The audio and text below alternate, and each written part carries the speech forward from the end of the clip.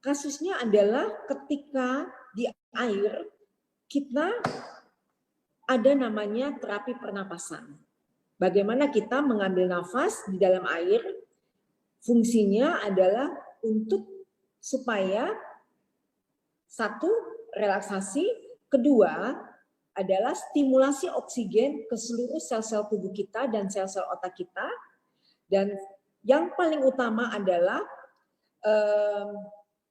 oksigen dengan kualitas tertentu dengan pernapasan di air akan sampai ke gelembung udara alveolus yang paling kecil.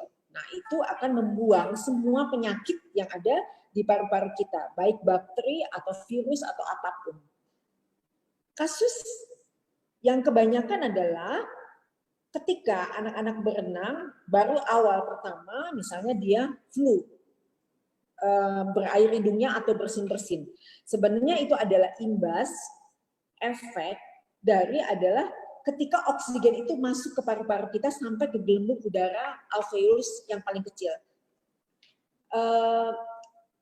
Responnya adalah batuk dan pilek, tapi itu cuma akan terjadi sekitar 1 bulan.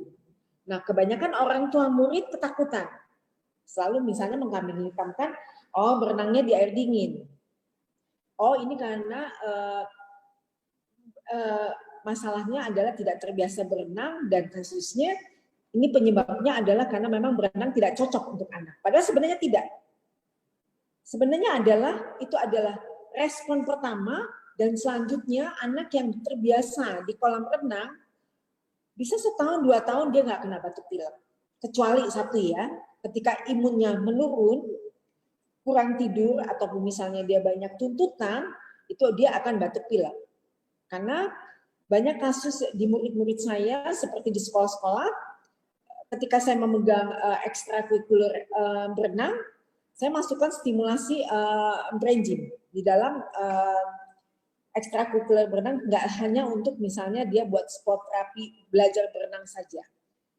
Kasusnya beberapa orang tua murid menolak ketika misalnya musim hujan, anak-anaknya nggak boleh berenang. Itu 1 tahun saya alami. Beda dengan misalnya kita di luar, karena kalau berenang memang itu adalah sesuatu yang memang alami buat menyembuhkan segala macam pernapasan penyakit. Karena memang di sana lebih aware daripada kita di Indonesia, karena memang ilmu yang masuk ke Indonesia belum sebanyak di luar.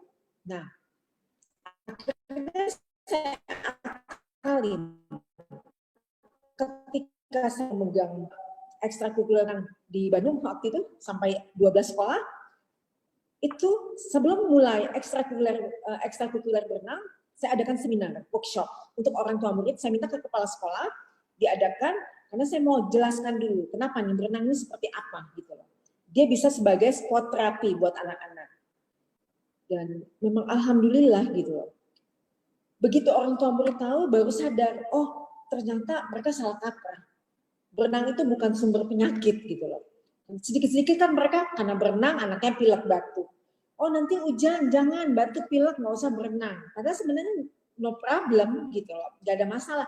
Kecuali ya kasus pandemi begini kita memang berbeda ya cara pandang kita gitu loh. Nah itu ketika musim hujan, musim panas pun murid-murid saya itu benar-benar datang semua. Nggak ada satupun orang tua yang misalnya membatasi si anaknya, oh nggak usah berenang, hujan. Enggak sama sekali. Padahal itu kolam renangnya adalah indoor. Dan indoor kan tidak ada matahari yang masuk ya, kecuali kalau misalnya kita buka di atasnya kan. Dan benar-benar si anak-anak excited banget. Excited banget dalam hal satu brain gym yang saya beri, kedua permainan-permainan, ketiga berenang pun yang tadinya mereka merasa beban dengan gerakan-gerakan tertentu akhirnya lebih rileks. Dan satu hari itu bisa 7 kelas. Sampai ada orang tua murid itu sampai nangis-nangis minta kelas untuk khusus S10 berenang buat sport terapi. Itu benar-benar pengalaman yang luar biasa. Jadi saya selalu sarankan kepada coach swim, kalau misalnya memegang ekstrakurikuler di sekolah, coba deh komunikasikan dengan kepala sekolah, adakan seminar khusus buat orang tua sebelum memulai ekstrakurikuler berenang. Jadi apa yang kita buat di dalam program berenang tersebut optimal gitu loh, nggak setengah-setengah gitu loh. Saya bisa lombakan antar sekolah ketika saat itu anak-anak masih preschool sama kindergarten. Kalau itu kan semua gerakan dasar ya, masih ada yang pakai pelampung, masih ada yang enggak. Tapi setelah orang tua mengerti, mereka benar-benar, oh bagaimanapun anaknya berenang. Sama seperti di luar juga sama. SD aja mereka sudah harus ada sertifikat berenang untuk masuk ke jenjang secondary school. Jadi yang saya sayangkan adalah kita di Indonesia kadang-kadang menganggap tidak sesuatu yang penting gitu loh. Contoh sekolah-sekolah internasional ada papanya Kenji ya di sini ya. Nah, Iya, Coach. Ya, itu JIS saja itu wajib berenang di sana. Australian International School juga sama. Mungkin ada Miss Ragil ya. Nah, kebanyakan di luar juga sama. Jadi sebelum memulai aktivitas di sekolah, si anak berenang dulu pagi hari. Kenapa? Karena yang dibutuhkan adalah oksigen untuk ke sel-sel tubuh kita, ke sel-sel otak kita. Bedanya kita di Indonesia, kita datang ke sekolah, duduk diam, tenang, itu adalah murid yang baik.